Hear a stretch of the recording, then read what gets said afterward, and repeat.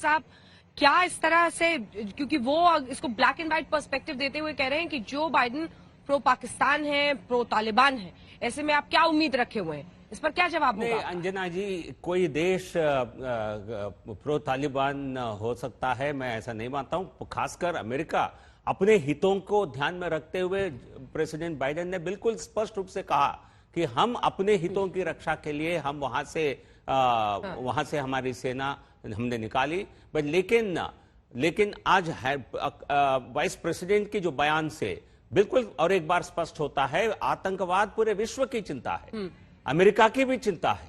और इसलिए किसी को यह सोचना कि पाकिस्तान, अमेरिकन सरकार, administration, Biden administration pro Taliban होगी, मैं समझता हूं बेवकूफी होगी। बिल्कुल ऐसा नहीं होगा। अमेरिका अपने हितों की रक्षा के लिए काम करती है। हम हमारे हितों की रक्षा और पूरे विश्व की रक्षा के लिए हम कदम उठा रहे हैं, हम बात आगे रख रहे हैं। मैं समझता हूं पूरे विश्व में इसको लेकर हो सकता है चाइना और पाकिस्तान के सुर तो अलग होंगे ही, उनकी अपनी दृष्टिकोण से वो देखते हैं, लेकिन बाइडेन और यूएस का, ऑस्ट्रेलिया का, यूके का, फ्रांस का, बाकी सभी G20 देशों का समर्थन प्राप्त होगा। आतंकवाद के खिलाफ लड़ने की जो हमारी जो मुहिम है और गंभीर तरीके से लड़ना होगा। और इसके मैं मानता हूं इसको लेकर एक आम सहमति बनाने में प्रधानमंत्री मोदी जी बहुत ही सक्सेसफुल साबित होंगे। ठीक है पवन जी, एक कमेंट आपका जल्दी से, उसके बाद मैं ललित जी आपके पास आ रही हूँ। जल्दी। मैं इस बात से सहमत नहीं हूँ, शलभ जी की बात से बिल्कुल सहमत नहीं हूँ। कूटनीति, हर राष्ट्र अपने हितों को साधने के लिए कूटनीति का उपयोग करता है, वो अमेरिका हो, वो भारत हो, कोई भी राष्ट्र हो।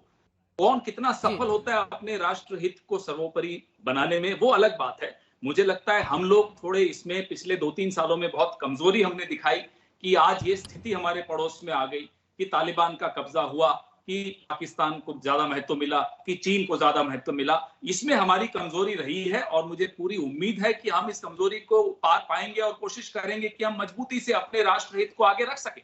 तो ये शलभ जी का ये कहना कि अमेरिका प्रो तालिबान है, इसमें मैं चर्चा में नहीं पढ़ना चाहता। मैं इस बात से सहमत नहीं हूं। डिप्लोमेसी किसी व्यक्ति विशेष के लिए नहीं होती, राष्ट्र अपने हितों के लिए किया जाता है।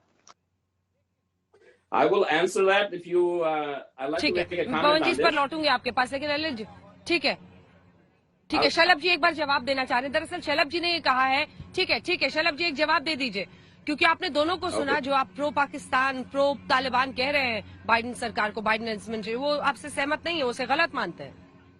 ओके, सो पहले तो मैं आपको ये बता देता हूँ कि अगर आप 2020 के इलेक्शन में अगस्त 14 पाकिस्तान का इंडिपेंडेंस डे है और ये जो 7 दिन में काबुल की सरकार गिरी है, अगर आप यहाँ होते तो मालूम हो जाता आपको। अगर ये इनकी एडमिनिस्ट्रेशन में कौन है, इनके सहयोगी कौन है, इनकी एडमिनिस्ट्रेशन कौन है, तो वो भी मालूम हो जाता है। लेकिन आपको एक याद दिलाता हूं, बराक ओबामा की एडमिनिस्ट्रेशन में जब ये पता लगा था कि अलकायदा के वो कहां पे हैं, पाकिस्तान में हैं, तो कौन था अगेंस्ट उस स्ट्राइक के लिए? ओबामा के अगेंस्ट कौन था? Joe Biden. He did not approve. He did not approve of the strike. लेकिन देखिए जीबीएल एक सेकंड, होता क्या है ना, प्रेसिडेंट बनना और उससे पहले आप क्या कुछ कहे होते हैं। जब आप एक इतने बड़े अमेरिका जैसे मुल्क के राष्ट्रपति बनते हैं तो आपको पता है कि आपको इंडिया चाहिए, आपको पता है कि आपको अगर अफगानिस्तान को लेकर बोलना है, प्रो तालिबान तो आप नहीं बन सकते हैं ना।